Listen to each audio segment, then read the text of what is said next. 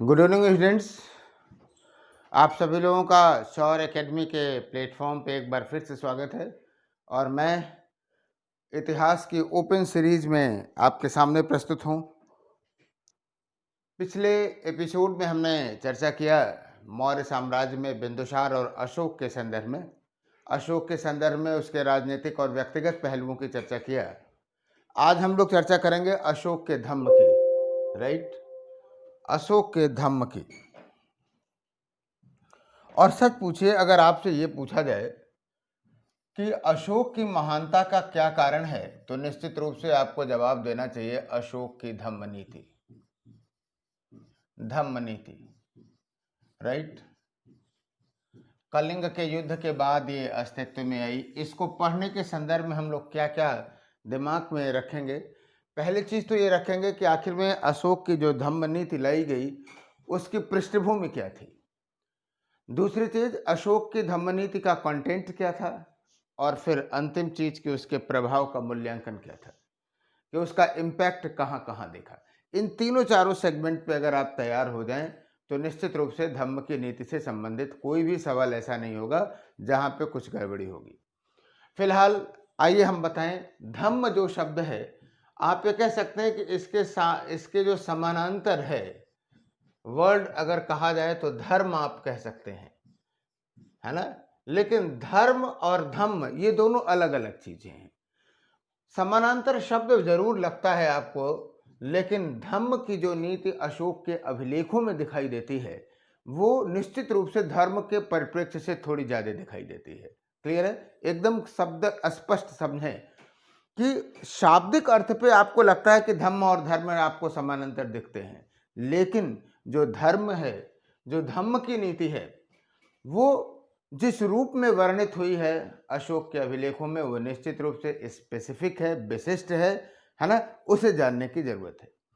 दूसरी चीज, अशोक की धम्म नीति का जो प्रमुख स्रोत है वो स्रोत है क्या? हाँ, वो निश्चित रूप से प्रमुख स्रोत आप कह सकते हैं अशोक के अभिलेख हैं। Rock addicts of Ashok, Ashok के अभिलेख हैं, राइट। क्लियर हो गई बात? किंतु कुछ ऐसी पुस्तकें हैं जैसे राहुलोवाद सूक्त, राहुलोवाद सूक्त या सिंहनाद सूक्त, सूक्त सिंहनाद, सिंहनाद सूक्त, गेह विजय, गेह विजय, ये दो तीन स्रोत ऐसे हैं जहां पे आप पा सकते हैं अशोक के धम्म के तत्वों को पा सकते हैं। साहित्यिक स्रोत बहुत इंपॉर्टेंट है, बहुत कम मिला है। अगर अशोक के अभिलेख न रहते तो निश्चित रूप से इस साहित्य के आधार पर धम्म के स्वरूप की चर्चा कर पाना शायद मुश्किल होता। तो मुख्य कंटेंट धम्म अशोक के अभिलेख को ही हम मानेंगे। वैसे भी आप जानते हैं कि अभिलेख जो हैं वो क्या हैं, कि पुरातात्विक साक्ष्य हैं और वो अधिक महत्वपूर्ण होते हैं। दे आर वो ज़्यादा एथेंटिक माने जाते हैं। स्रोतों की प्रकृति में हमने चर्चा किया हुआ है, राइट। तो अब आपको बताते हैं कि पहली बात तो ध्यान में रखने की जरूरत है कि पृष्ठभूमि क्या थी, व्हाट वाज द बैकग्राउंड। अगर हम पृष्ठभूमि की बात करें, अशोक के अभिलेखों की पृष्ठभूमि की बात करें, तो निश्चित रूप से आपको ये ध्यान में रखना चाहिए कि उस समय तक उत्तर वैदिक युग में, उत्तर वैदिक युगीन धर्म में काफ़ी जटिलता आ चुकी थी। उसके विरुद्ध प्रतिक्रिया आप देखेंगे उपनिषदों में ही थी, लेकिन कम से कम उस जमाने में आपको 362 धार्मिक संप्रदायों की सूचना मिलती है। 362 धार्मिक संप्रदायों की सूचना मिलती है और ये एक दोनों के प्रति कॉम्पिटेंट थे। जाहिर सी बात है, जब 362 धर्मों की बात होगी तो आपस में आप ये भी देखेंगे कि उसमें प्रतिस्पर्धा होगी, कंपटीशन होगा, राइट। और जब कंपटीशन होगा तो निश्चित रूप से कहीं ना कहीं तनाव हो रहा होगा, और अगर तनाव होगा तो वो किसी भी राज्य के लिए अच्छी बात नहीं होगी। तो कहीं ना कहीं धम्म की नीति जो है इस संदर्भ में भी देखी जानी चाहिए कि अगर समाज में एकता रहेगा या किसी भी प्रकार का तनाव रहेगा तो प्रशासन के लिए वो क्या होगा कि एक तरह से वो हो सकता है, तनाव का कारण हो सकता है। दूसरी चीज, चंद्रगुप्त मौर्य ने जो प्रशासन चलाया था वो चलाया था किस पे? रक्त एवं लौह की नीति पर। रक्त एवं लौह की नीति पर चलाया था, जहां पर हर विकल्प का समाधान किस में खोजा जाता है? हर विकल्प का समाधान खोजा जाता है दंड में, है ना। और कलिंग का युद्ध आपने देखा कि कलिंग के युद्ध में क्या रहा कि शक्ति का प्रयोग तो किया अशोक ने, लेकिन 1 साल लग गया उस विजय को प्राप्त करने में, लाखों लोग मारे गए। तो कहीं न कहीं रक्त एवं लौह की नीति में अशोक समस्याएं देख रहा था, है ना। और इसीलिए रक्त एवं लौह की नीति की जगह पर उसने जो विकल्प ले आया वो कौन सी लाया? सांस्कृतिक या भावनात्मक एकता की ले आया। तो निश्चित रूप से अशोक की सूझबूझ को इस संदर्भ में भी देखे जाने की आवश्यकता है। फिलहाल आइए हम लोग संदर्भ को बदलते हैं। संदर्भ को बदलने का मतलब ये है कि आइए बात करें जो अशोक का व्यक्तिगत धर्म था।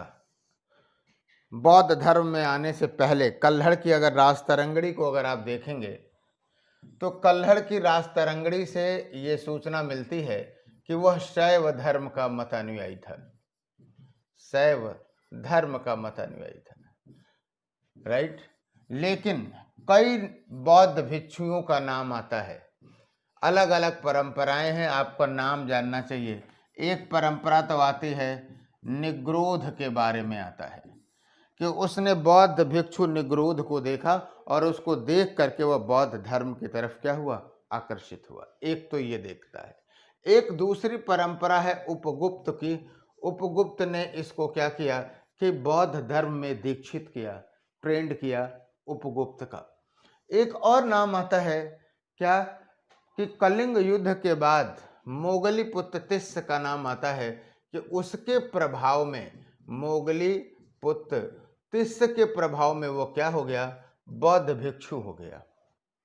श्योर, ये दोनों तीनों परंपराएं हैं, परंपराओं को ध्यान में रखना चाहिए। और निश्चित रूप से जो बैटल ऑफ कलिंगा था, कलिंग का एक बहुत महत्वपूर्ण बात है, आपको एक शब्दावली आती है, बता दूं, संघ उपेते।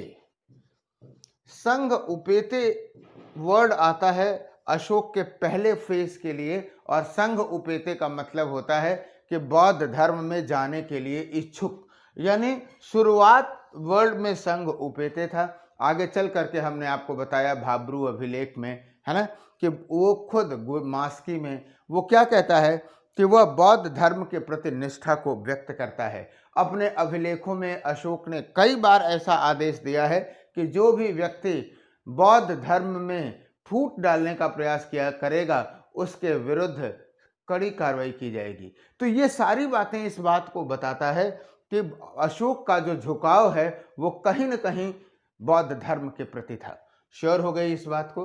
तो ये एक बैकग्राउंड के रूप में जानने की जरूरत है। और कलिंग के युद्ध में वो स्पष्ट रूप से स्वीकार करता है कि कलिंग के युद्ध में उसको सफलता तो मिली, लेकिन जिस तरह से 1 लाख लोग मारे गए और 1.5 लाख लोग विस्थापित हुए, विजेता का जो मन है वो क्या हो गया? द्रवीभूत हो गया। और फिर उसने धम्म घोष की नीति को, भेरी घोष की नीति को त्याग करके धम्म घोष की नीति को स्वीकार किया।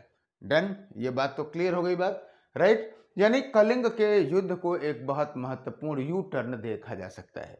आपको बताऊं, अशोक भी इस बात को बहुत अच्छे ढंग से जानता था कि निश्चित रूप से यह प्रश्न उठेगा कि धम्म क्या है। धम्म एक ऐसी चीज है, आप जानते हैं कि धर्म पे आप क्रांतिकारी परिवर्तन करके कम से कम भारतीय समाज में आप नहीं देखेंगे कि आदमी धर्म परिवर्तित कर ले। इसलिए यह प्रश्न तो जरूर उठेगा कि धम्म क्या है, और इस प्रश्न को उसने स्वयं द्वितीय उसमें उठाया है, द्वितीय स्तंभ लेख में, कि कियम चु धम्मे, धम्म क्या है, राइट। उसने इस प्रश्न को उठाया है कि धम्म क्या है, कियम चु धम्मे। ये कियम चु धम्मे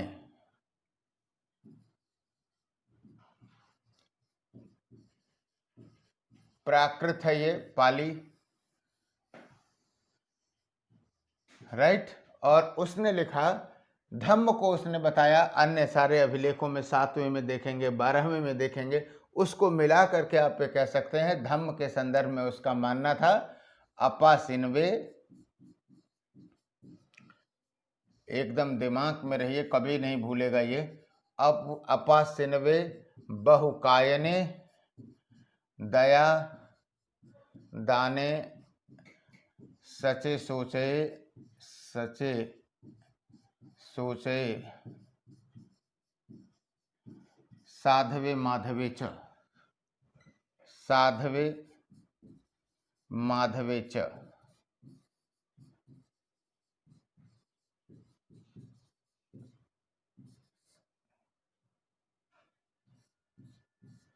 अपासिन्वे का मतलब क्या हो गया? अल्प पाप।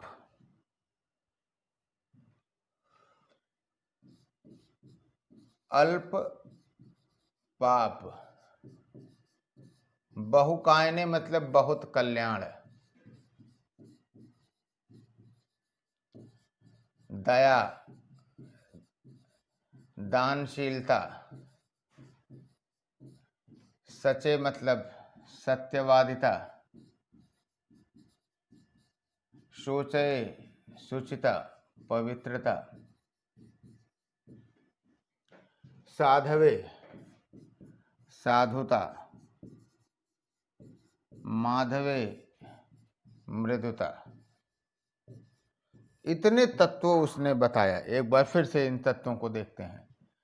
अपासिन्वे अल्प पाप, बहुकायने बहुत लोगों का कल्याण, दया दयाशीलता, दानशीलता। दानशीलता यहाँ रुपए पैसे के दान से मतलब नहीं है, मतलब यह है धम्म दान, यानी धम्म की नीतियों को आप प्रसारित करने में कितना योगदान देते हैं वो धन्य दान है। सत्यवादिता, सत्य रहिए। शुचिता मतलब पवित्रता रहिए, शुचिता करिए।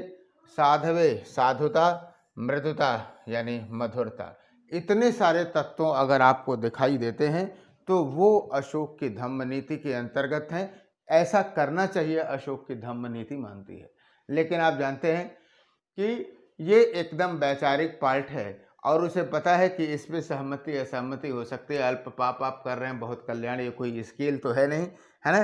तो इसके अतिरिक्त उसने उन कार्यों की भी सूची दी है कि क्या करना चाहिए और क्या ना करें। तो आइए देखते हैं क्या करें क्या ना करें, ये कौन कौन सा संदेश है, इसको भी जानने की जरूरत है अशोक के अभिलेखों में कि क्या करें क्या ना करें,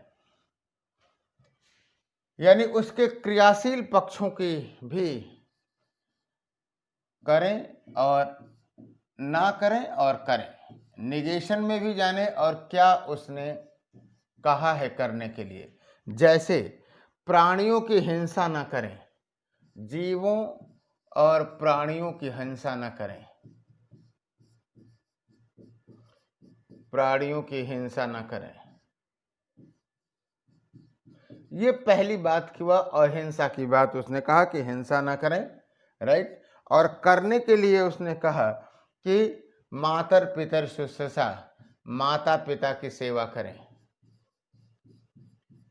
माता पिता की सेवा की बात कहता है, जाहिर सी बात है, बहुत सामान्य सी बात है, ये करते भी हैं लोग। वृद्धों की सेवा करें, वृद्धों की सेवा करें, चिढ़ाएं नहीं उन्हें, है ना। गुरुजनों की सेवा करें, गुरुओं की सेवा करें।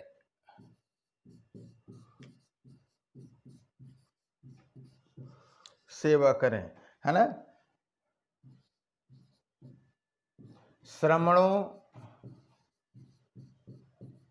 यानी जो संत हैं, बौद्ध, पूछा भी था इस बार श्रमण को, श्रमण के संदर्भ में यूपीएससी या यूपीपीएससी में पूछा था। श्रमणों के प्रति जो है, श्रमणों दासों आदि के प्रति उचित व्यवहार करें, उचित व्यवहार करें। क्रियात्मक पक्ष है, इसे जानने की जरूरत है। और यहाँ आगे इसने कहा कि क्रोध, अभिमान, क्रोध, अभिमान और ईर्ष्या न करें, अभिमान एवं ईर्ष्या न करें। क्रोध, अभिमान एवं ईर्ष्या न करें। तो ये रहा धम्म के संदर्भ में कि डूज एंड डोंट्स रहा, क्या करना चाहिए और क्या नहीं करना चाहिए। क्लियर है? राइट? श्योर? तो निश्चित रूप से ये धम्म की नीति के पार्ट में ही इसको मानना है कि ये करें ये ना करें, और अगर आप ऐसा करते हैं तो निश्चित है कि अशोक की धम्म नीति का आप पालन करते हैं। अब महत्वपूर्ण बात यह है कि इस धम्म का स्वरूप क्या है ना? तो धम्म के स्वरूप को आपको बताऊं कि कई लोगों ने, कई इतिहासकारों ने अपने अलग अलग नजरिए से देखा, उसको जानने की जरूरत है और समझने की जरूरत है। पूछा भी जा सकता है कि अशोक के धम्म की नीति के स्वरूप के संदर्भ में अगर हम बात करें तो आप ये कह सकते हैं कि जैसे धम्म नीति को कहा गया राजधर्म, राजधर्म कहा गया फ्लीट, फ्लीट ने कहा। राइट? तो एक तो सीधे सवाल पूछा जा सकता है कि किसने कहा राजधर्म?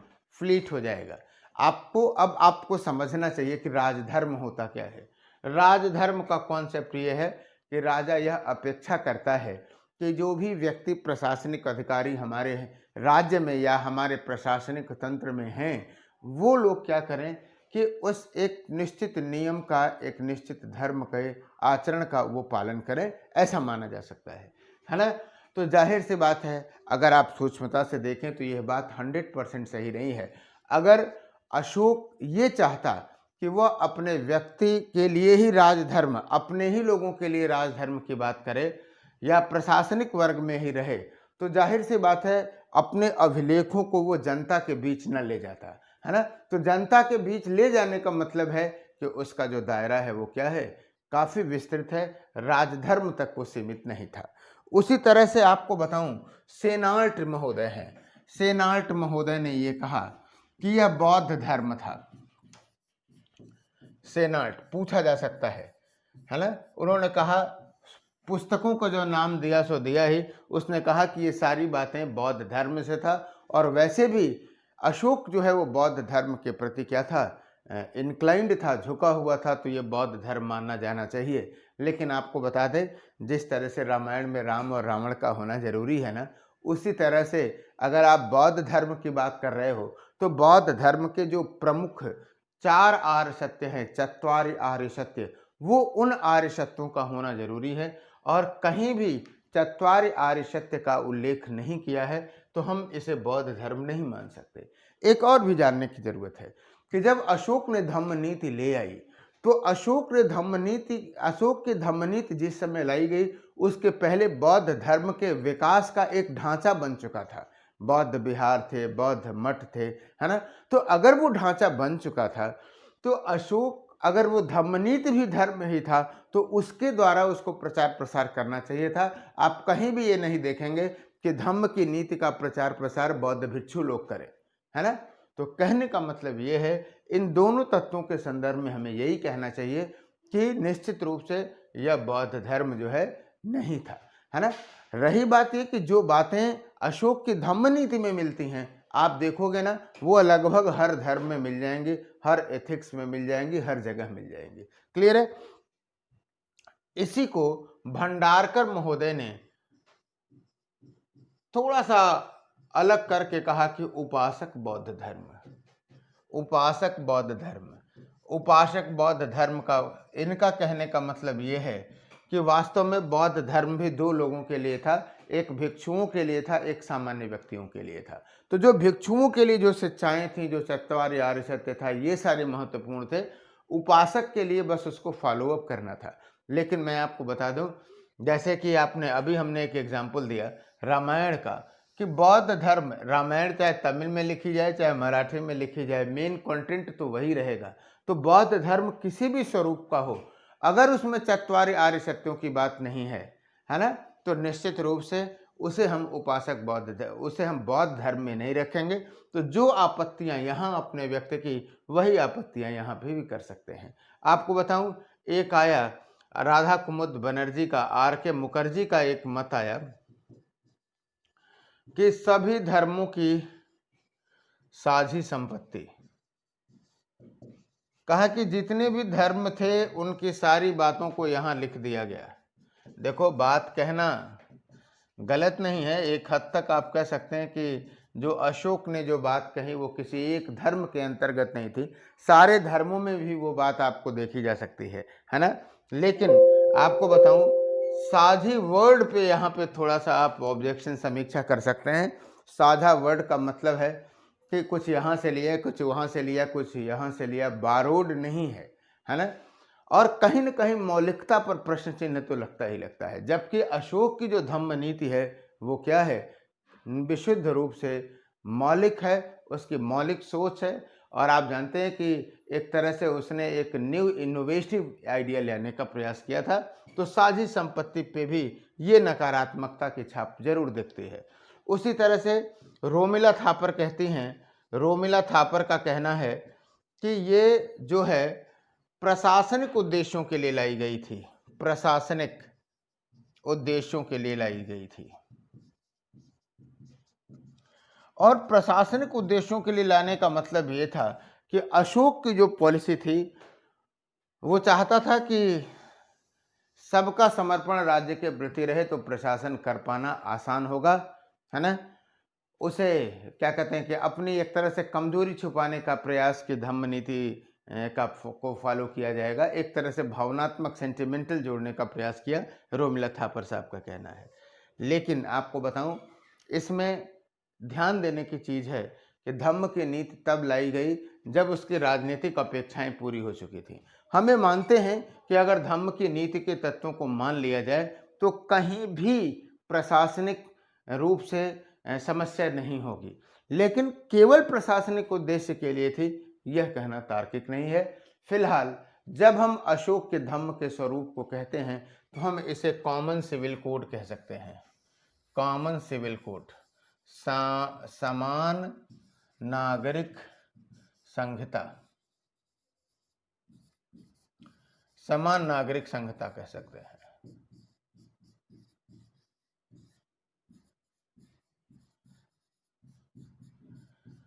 कॉमन सिविल कोड कह सकते हैं, राइट। बात समझ में आ गई ये बात।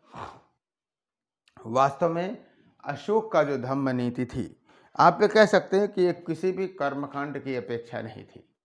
एक ऐसा सिविल कोड था जिसे यदि स्वीकार कर लिया जाता तो निश्चित रूप से तनाव की कहीं कोई गुंजाइश ही नहीं थी। राष्ट्र तो मजबूत होता ही होता, है ना।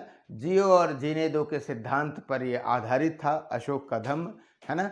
और आगे चल करके आप देखो तो इन्हीं सारी नीतियों को फॉलो अप किया। इसमें आपको बताऊं, एक जगह अभिलेखों में वो चर्चा करता है, हमने अभिलेखों पे विस्तृत चर्चा किया हुआ है, पूछा भी हुआ है, इस बार यूपीएससी में सवाल पूछा हुआ है ये कि धम्म नीति, अरे क्या उसने इस बात को कहा कि लोग अकारण अपने धर्म की प्रशंसा और दूसरे धर्म की निंदा ना करें, है ना। ये इस सवाल पूछा हुआ है, यूपीएससी में शायद पूछा हुआ है ये। तो कहने का मतलब ये है कि जो धम्म की नीति है, उसकी जो सोच है, अशोक को कहीं ना कहीं विशिष्ट बनाती है।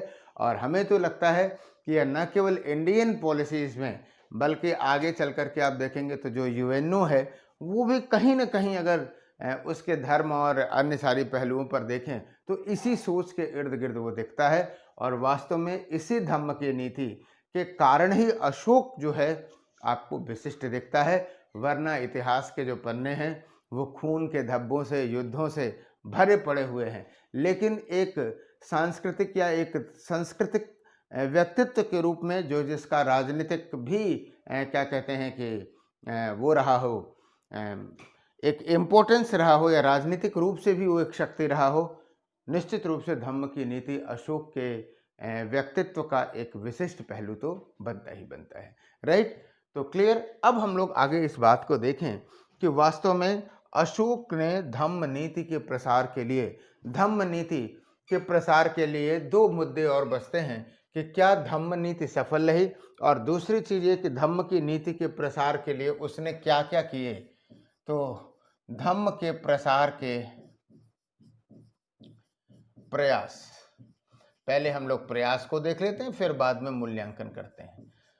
पहला चीज तो आपने यही देखा क्लियर कि जो धम्म का जो उन्होंने प्रसार किया वो कैसे किया कि पहली बात तो धम्म लिपियां खुदवाई। पूरे प्रशासन में अगर आप देखें तो धम्म लिपियां खुदवाई कि लोग धम्म के तत्वों के बारे में समझ सकें, है ना। उसने 14वें शिलालेख में इस बात को भी कहा है कि इसमें से बहुत सारी बातें ऐसी हैं जो कि क्या हो गई हैं, रिपीटेड हो गई हैं, और रिपीटेड होने की वजह से इसलिए है कि वो बातें बहुत अच्छी हैं और ये अपेक्षा की जाती है कि वो निश्चित रूप से क्या होगी कि लोग उसको फॉलो अप करेंगे। इस बार ये किया गया, तो निश्चित रूप से ये धम्म लिपियां खुदवाई।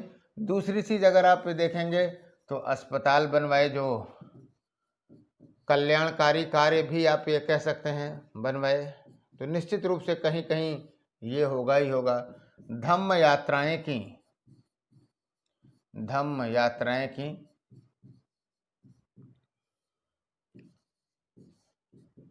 धम्म महामात्रों की नियुक्ति की। धम्म महामात्र स्पेशली इसीलिए ही हुए थे, और ये जानते हैं कि जो धम्म यात्राएं थीं गया, सारनाथ, लुम्बिनी, इन स्थलों की उसने यात्रा की कि लोग जाने धम्म की नीति के बारे में। धम्म इन यात्राओं के दौरान आपको बताऊं झांकियां निकाली जाती थी, धम्म नीति से संबंधित झांकियां निकाली जाती थी, राइट। विदेशों में दूत भेजे गए, बहुत सारे काम किए गए। 13वें शिलालेख में अगर आप देखें तो धम्म की नीति में विदेशों में दूत भेजे गए। और आपको बताऊं एक जगह तो वो यहाँ भी लिखा है उसने कि जिन जगहों पर, थोड़ा सा ज़्यादा हो गया ना, कि जिन जगहों पर अशोक के दूत नहीं पहुँचे वहाँ के लोगों ने धम्म की नीति को वैसे ही स्वीकार कर लिया, है ना। थोड़ा सा हाइपोलिक जरूर दिखता है, लेकिन निश्चित रूप से यह भी धम्म की नीति का एक इम्पैक्ट था या एक प्रयास था, राइट। आपको बताऊं वास्तव में हुआ क्या। एक चीज़ और बहुत महत्वपूर्ण पॉइंट यहाँ लिख देना चाहिए, एक और बिंदु लिख दूं तब चर्चा करूं, है ना। नेक्स्ट, इतने बिंदु अगर आप रहे ना, पॉइंट रहे, तो आप ऑप्शनल्स के सवाल लिख सकते हो, जीएस के स्तर की तो बात ही छोड़ दीजिए। इसने क्या किया कि अपने अधिकारियों को यह आदेश दिया, अधिकारियों को दौरे का आदेश दिया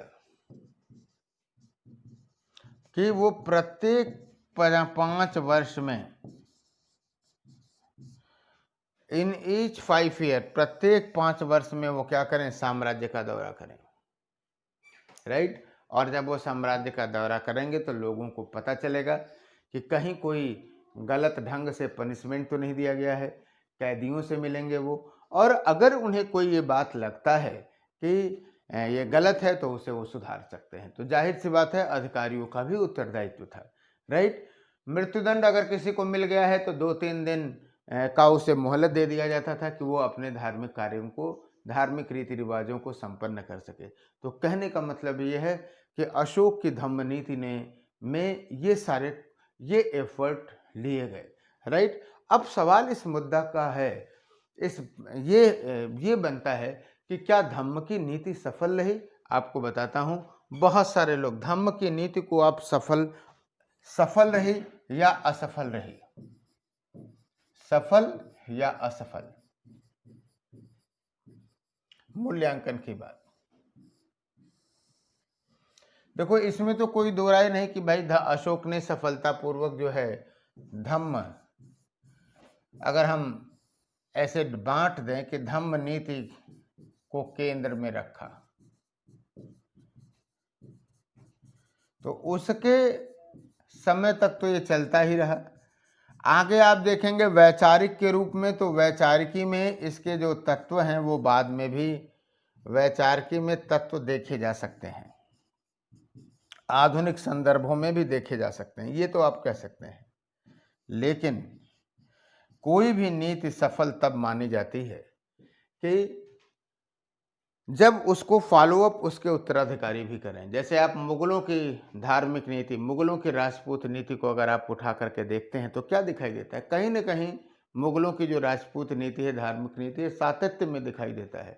पॉलिसी अगर सफल है तो उसको अन्य लोग भी फॉलो अप करेंगे, और अगर असफल है तो जाहिर सी बात है उसे अन्य लोग फॉलो अप नहीं करेंगे, राइट।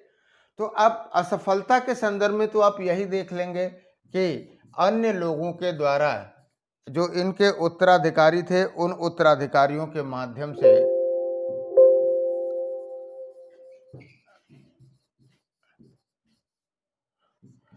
अशोक के उत्तराधिकारियों द्वारा इसे फॉलो अप नहीं किया गया, ये भी एक बहुत बड़ा कारण है। दूसरी चीज, रिज डेविड महोदय ने बहुत बढ़िया कमेंट किया है। रिज डेविड ने इसे राजकीय प्रलाप कहा है ना, और खास करके उसने पूरा स्टेटमेंट आपको बताता हूं। वो कहा है कि जब अशोक के अभिलेख उस जमाने में यूनानी राजाओं के पास, जैसा वो कहता है ना कि 5 यूनानी राजाओं के पास हमने भेजा, जब हम यूनानी राजाओं के पास गए होंगे तो यूनानियों ने उनकी हंसी ही उड़ाई होगी। क्यों? क्योंकि वो भाई युद्ध में विश्वास करते थे, राइट। और यह कहना, ये तो मैंने पहले वही कहा कि थोड़ा सा ज्यादा कह दिया अशोक ने, कि जहां दूत नहीं गए वहां के लोगों ने भी धम्म की नीति को अपनाया। अगर ये बात सही होती तो आज धम्म की नीति तो निश्चित रूप से हर जगह धम्म की नीति दिखती। तो इन्होंने कहा कि यह एक राजकीय प्रलाप था और कहीं कुछ नहीं था। और वास्तव में चार्ज तो यहाँ तक लगाया गया, आरोप तो यहाँ तक लगाया गया कि अशोक ने क्या किया कि अपने समस्त संसाधन, सर्वोच्च प्राथमिकता जो है वो धम्म नीति पर लगा दी। और जब धम्म नीति पर समस्त प्राथमिकता लगा दी तो निश्चित रूप से अन्य कार्य बाधित हुए और पतन का कारण भी बना। हालांकि हम लोग जब मौर्य साम्राज्य के पतन के कारणों की बात करेंगे तो हम ये जरूर कहेंगे कि प्राथमिकता अवश्य बदला, लेकिन धम्म नीति कहीं भी अशोक के या मौर्य साम्राज्य की कमजोरी का बिंदु नहीं था।